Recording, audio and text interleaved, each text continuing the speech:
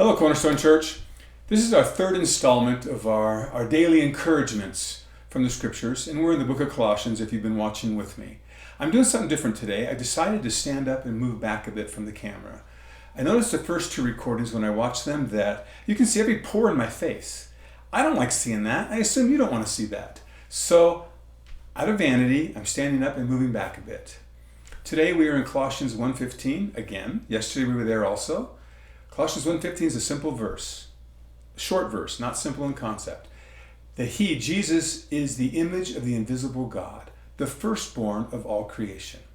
Yesterday we talked about the image of the invisible God, how Jesus, that no one has ever seen the invisible God. The Father in His true essence has never been seen by any human being, only Jesus who came to reveal Him to us. John 1:18. Hebrews 1:3 says He is the exact representation of God's nature, and He's the radiance of God's glory. So if you didn't see that yesterday, go back and watch that. But today we're going to look at the phrase, He is the firstborn of all creation. What does that mean? I'll suggest to you that the first phrase, image of the invisible God, shows His relationship to the Father. The second phrase, firstborn of all creation, shows His relationship to us and all creation. Firstborn, what does the word firstborn mean? I think you know all words have a range of meaning. Think about this for a moment. Let's do a little thought experiment. All words have a range of meaning, and the context decides what the meaning is. Not a dictionary. Dictionaries simply give you the ranges. The context of your conversation or what you're writing or what you're reading determines the meaning. So I'm going to throw a word at you, and you think of the range of meanings for this word. The word is trunk. How many range of meanings do we have for trunk? Think real quickly now. I haven't got much time. Trunk. I can talk about the trunk of a tree, trunk of a car, trunk of an elephant, trunk of my body, a trunk that you put at the bottom of your bed where your grandmother put blankets in there with mothballs. You could think, my friend works for the phone company, and there's a technical term called the trunk line. All the wires come together in this together, it's called the trunk line. We came up with 7 or 8 meanings one time in a class when I was giving this illustration. So what does the word firstborn of all creation mean? What are the ranges of meaning possible? Well, the word firstborn has 3 basic ranges of meaning. The first one is the first one to open the womb. My oldest son's name is Zach. He was the firstborn of his mother. That's not what it's talking about here. It's not talking about Jesus' physical birth. Second range of meaning, that the word firstborn, overusage, it quit referring to an actual birth, but did still keep the idea of first in a sequence.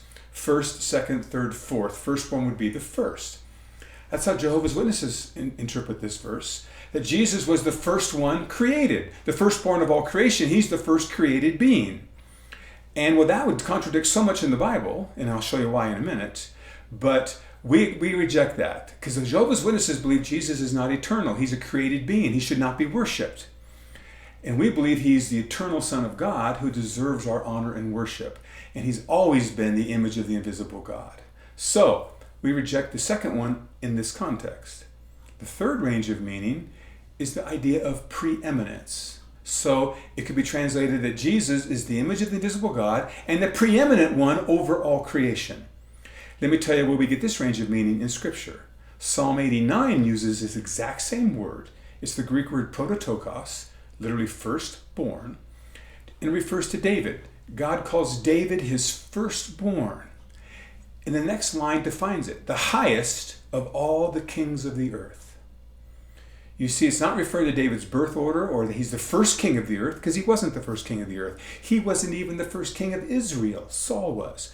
But in God's eyes, David was the preeminent king over all kings on earth, which actually foreshadowed his future son, Jesus Christ, who is not just the preeminent king of kings, but He is the preeminent one over all creation. So let me show you why that's the best translation or the best interpretation of this word, firstborn of all creation. Verse 16, why do we call Him that? Verse 16, for by Him all things were created in heaven and on earth, whether visible and invisible, whether thrones or dominions or rulers and authorities, all things were created through Him and for Him. All creation, including you and me, were created for Jesus Christ. We were created by Jesus Christ and for Jesus Christ. He is the preeminent one over all. So we need to ask a question based on this, especially in light of the circumstances we're in. I don't want these daily things to always be about the COVID-19 virus, but it is the world we're living in today. And in our life today that's been so radically changed, is Jesus still the preeminent one in our life? Are we allowing something else to take preeminence in our life? Or is Jesus the firstborn over all creation and over my life, meaning he is the preeminent one, he is the King of Kings, he is the Lord of Lords, the position he deserves, because as this paragraph ends, we read it yesterday, that he reconciled us to the Father through the blood of the cross. The invisible God, his Son, became human, the creator of everything, one who holds all things together according to this verse, became human, died on the cross, shed his blood, that is, he died, to reconcile you to the Father. Are you giving him preeminence over all things? Because right there in verse 16 it says, he created you for himself. We belong to him. We were bought with a price. We belong to him. Something to think about today, church. And I'd love to hear from you if these are useful to you for your walk with the Lord. I'm enjoying doing them, but I really want to know, are they useful to you?